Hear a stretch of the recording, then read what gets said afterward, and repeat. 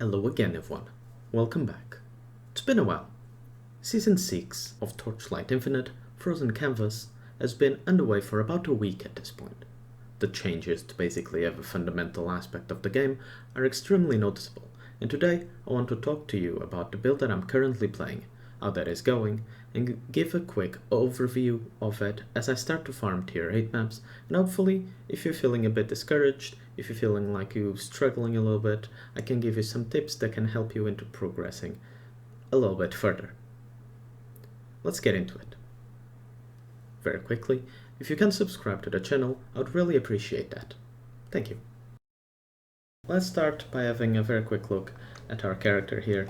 It is by no means perfect at the moment.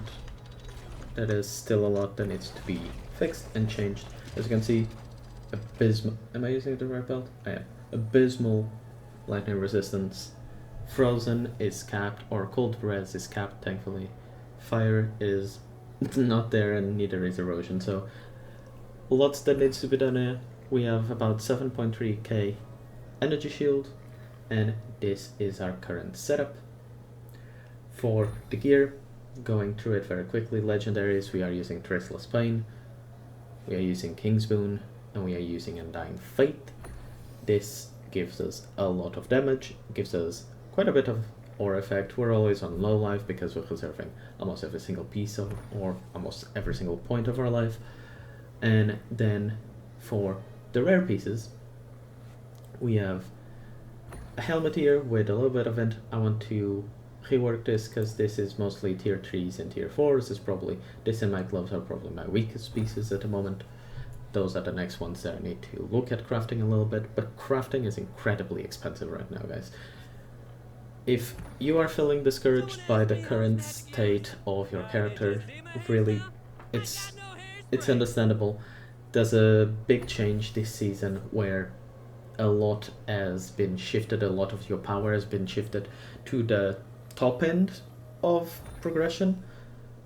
The more you progress and the further you get into tier 8, it will exponentially boost your character damage, your character survivability, and all the income that you get. But I'll talk about that a little bit after we talk about the character. Here on the headpiece we have energy shield, and you opted to get a little bit of generation of focus blessings. Focus blessings, if you don't know, have been changed to just grant you flat percentage additional damage. So it now works for mind control, so that's very good to get for us. And yeah, this guarantees that essentially you have it permanently while mapping. And then on the suffixes, they're going to look very similar on almost every single piece of rare gear. It's affliction effect, heaping duration where possible, and if you can get it, and then resistances. On our necklace here, we have damage, we have sealed mana for Energy Fortress, which allows us to reserve that on our life, and then max energy shield and triple resistance. All of those can be boosted a little bit further to fix the current state of our resistance, which is really bad.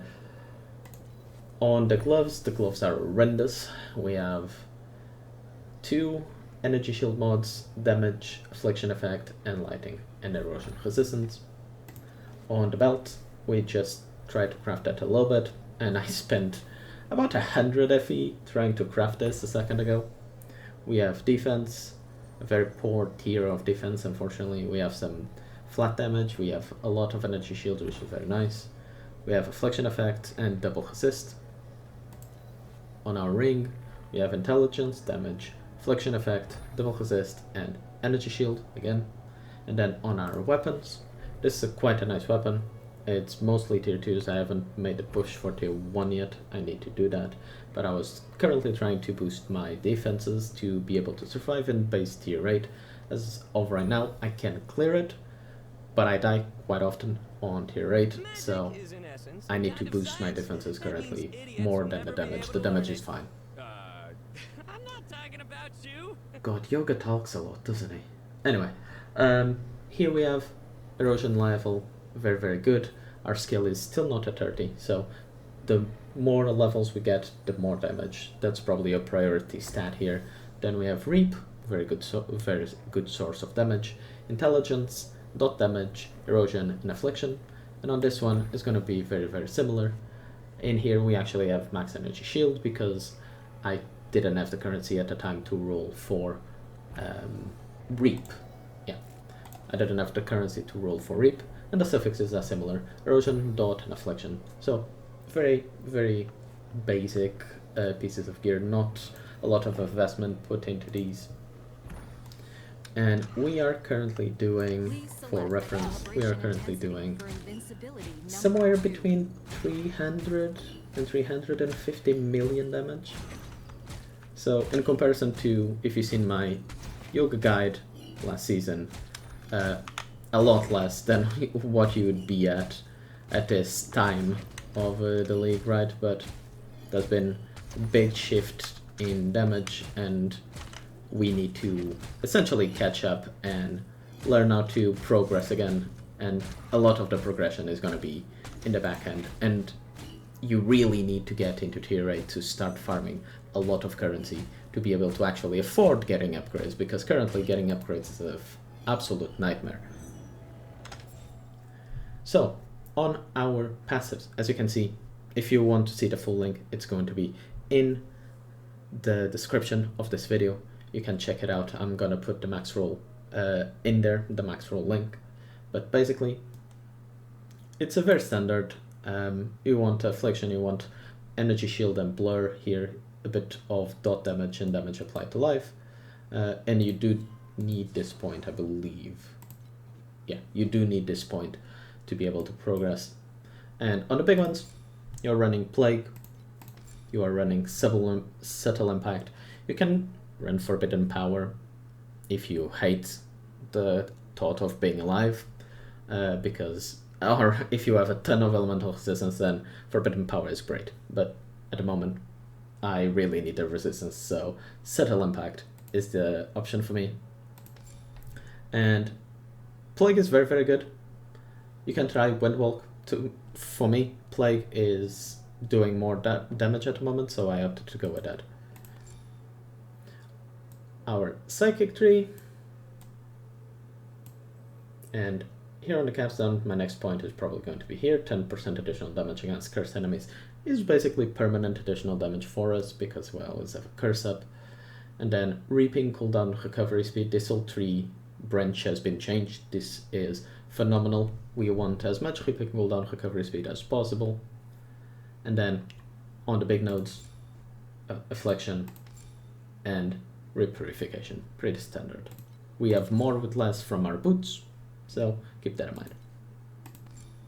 Finally, on the warlock tree, the warlock tree seen some changes. It's been completely buffed, which I don't feel like it needed, but here we are. We have a lot of good things here. All skill levels. We have cooldown recovery speed, which is basically been removed from every other tree. We have affliction effect here, a lot of affliction effect. We have damage, we have max energy shield, and we can use the new and change indifference to have +2 to all skill levels. That includes passives, that includes supports, that includes your main skill. So very, very good node. And then we use off the beaten track, because this grants us essentially a way to reduce how much mana reservation an aura takes by essentially adding supports onto it, and I can show you that when we get to the skill section. Here, these are bad, keep that in mind. They are very bad. But essentially here we have affliction effect, and really nothing else. The affliction of inflicted per second is not important. This is decent, you know, it's okay. Unfortunately, rolled pretty poorly on the branded ones, but damage and less resistance when the enemy has max affliction is pretty good. Here we have passive skill effect, and all resistance is reduced when at max affliction again. I haven't got the brand materials to turn those into legendary nodes. Hopefully I will in the future, but it's very expensive at the moment. Each tablet, for reference, right now costs about 9 FE, and there's bigger upgrades that I can get other than gambling on getting a good roll on those. This one is actually quite nice. If those golden ones roll very well, this is a very, very good slate with erosion damage at low life, which we always have, and additional damage applied to life, very, very good. And this one, once again, these effects stack. 60% erosion damage at low life, very, very good. And this mod is actually quite nice as well, so this is probably the last thing I roll into Legendary. But as you can see, not well optimized on the slides, there's a lot of damage to be gotten here, and quite a bit of optimization to use through usage here. I could potentially drop a slate here and put Pedigree of the Gods, potentially. Need to have a look at that, need to look at some prices there. But this is where we're at the moment. How annoying. Shut up, Yoga. On our skills, as you can see, we are running a classic mind control Yoga. Passivation gives you a lot of damage. Control spell. You don't care about crit, you can't crit with mind control because it's a persistent skill. So, very, very good. Support. Cataclysm, also very, very good. Guard gives you a nice buffer of resistance or a nice buffer of defense and a decent amount of damage as well. And lastly, Grudge here, where it gives you a chance to paralyze the enemy, which increases the damage you deal by 15%, and also gives you very, very good damage. Potentially, if I could get Grudge on a candle, the next thing I would put on is Pain Amplification, but I don't have that at the moment. On candles, both candles are very simple. I don't need that Silk mana, so this one is just 31% damage. I need to replace that, and this one is actually quite nice. Does dot damage and does a bit of skill effect duration. It's fine. It's good enough for now. On our curse, we have Terrain of Malice. Keep in mind, unfortunately, very sadly, Abysmal Hatred has been removed, so there's no curse effect to be gained there. Instead, we run Preparation, so we don't have to press it. Just makes it easier, and increase the area of effect to affect more people, or more enemies. If you need, we can easily use Extend Duration to give it more duration and have that permanent uptime on it. Depends how much kill effect duration you actually have. Next, movement skill, Blurry Steps, Extended Duration and cooldown reduction. Mana Boil, with Well Fought Battle and Mass Effect. This has also been absolutely butchered. It's so sad. There's so few supports that are actually good now in the game. And give me your opinion down in the comments below, by the way, on your opinion of the season, because for me, currently, I'm really not feeling most of the changes that have been done to the core systems. But that's a video to come in the future, hopefully, where I give my proper opinion once, I have a little bit more experience with this season under the belt. Next, we have Store Stalker, very classic for any dot build. It gives you a lot of additional dot damage while you are inside the little area. And Well Fought Battle, Mass Effect, and Preparation. On our auras, all the supports have been massacred, guys. There's nothing. Everything is gone. Look at this. There's barely... If we remove Soul Conversion, because that's not really a support, that's changing the conversion, there's 4 supports for auras. It's absolutely abysmal. It's so sad. There's only the big ones, the precise variations of it. So at the moment, all my auras are essentially being supported by Restraint and Aura Amplification. Energy Fortress is being converted on to reserve life rather than mana, and that allows me to also use Summon Frost Spirit with Restrain and Ripping Agony. Ripping Agony, as you can see, is just here to reduce how much mana it costs us to reserve. This just gives us a little bit more of the way with our mana, and this is because of Off the Beaten Track, big passive that I was talking about that gives it 95% reservation cost. So yeah, those are currently the skills. Lastly, once again, everything has changed in your hero traits. For Space-Time Elapse, particularly, there's really no choice. So, you take Space-Time Elapse, you take Space-Time Speed Up, Space-Time Cutting, and then you can either do Curse or Pause. You can do Curse, because there's absolutely no curse effect in the game currently, basically. There's so few curse effect scalars in the game at the moment that really you need to go with space-time pause. It's just what it is. And for our memories, these are pretty bad, but currently I have a legendary with affliction effect. I have this magic one with ripping cooldown, recovery speed, and erosion damage, and I'm currently working on upgrading this one to level 30 so I can increase this trait from level 1 to level 2 and give me that 35 more recorded dot damage by twisted spacetime, which will be a big chunk of my damage, but currently I'm out of memory scraps, so I need to go and fix that. And that's pretty much how the character is right now. As you've seen, probably in the intro, it's currently able to kill Timemark 8, and you need to get into Timemark 8. Giving you a very quick overview of how things are working in the game, in my experience. Campaign is a little bit slower, but it's not really noticeable. Not really. You get into time marks, you get into mapping, and that's when the big shock really kicks in. The whole time you're doing time mark 1 to 7, there's absolutely no rewards. It's abysmal. It's so bad. There's nothing for you to get here. The quicker you can go past this and go into either time mark 7 to time mark 7.2, the better. Here you can do a couple of farming tactics to get a very small amount of a fee. And I'll hopefully make a video about it, how I'm currently making money. Essentially, it is time arcade and gambling for very specific cards that will allow you to make a lot of money, essentially. But currently, Time Arc 7 is a little bit of money. Time Arc 7.2 is a little bit more money. Anything below that is absolutely horrible. Don't bother farming anything below that. And once you can actually get into Time Arcade is when you should aim to do that, right? That's when you need to get in there, and this is where you're going to make your currency, right?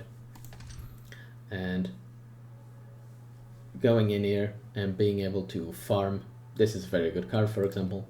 So this is a bit of a show on what I'm currently doing. If you want to see my passive tree that I'm currently using to farm Profound Dream Petals, I don't remember the name specifically. These are the trees that I'm using. So all the way up here, ignore the recommended bit. I'm just using the default one because I didn't bother removing that. I have all the things for embers, all the points for embers, because embers are kind of your choke point on crafting.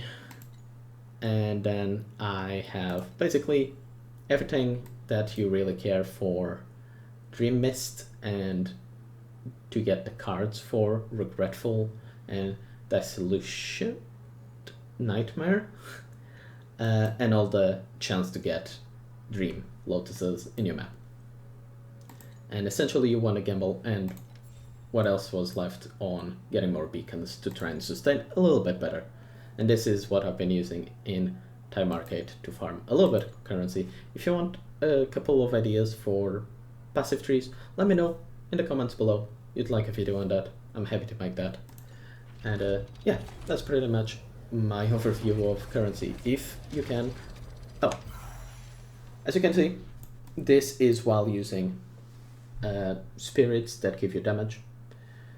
None of them are, like, I'm using 2 yellows or two purples, but really you can easily swap this for, say, these 2 blues. There's no issue with that. And you can see I'm using the one that just came out, which is pretty decent. It's not amazing, it's fine. This is very, very powerful, but it's not mandatory by any means. You can use triple, and you should aim to use triple DPS spirits if you need the damage to be able to get in Timemark 8. The reason behind that is if you run triple drop spirits and you're still farming Timemark 7, you're going to be dropping less currency, you're going to be making less currency than if you're running triple damage spirits in Timemark 8. That's just the current state of the game. If we like it or not, that's a conversation again for another video, but yeah, that's the current state of the game. And you can very easily drop this legendary and run a regular damage or a regular blue spirit here and instead do that, right? Obviously, if you got a very good legendary spirit, feel free to use that instead, because there's no reason not to. And yeah, guys, that is pretty much where the character is at the moment. Hopefully, I'll be able to increase its damage a little bit, increase its gear a little bit. I'm currently a bit busy with university, but I'll try to make an update as soon as possible when the character is in a better spot and bring that new information for you. Let me know in the comments, how are you feeling about the season at the moment? How's your season going? Are you enjoying your character? Are you not? How's that going? Let me know. Thank you so much for watching. I'll catch you all later. Bye bye.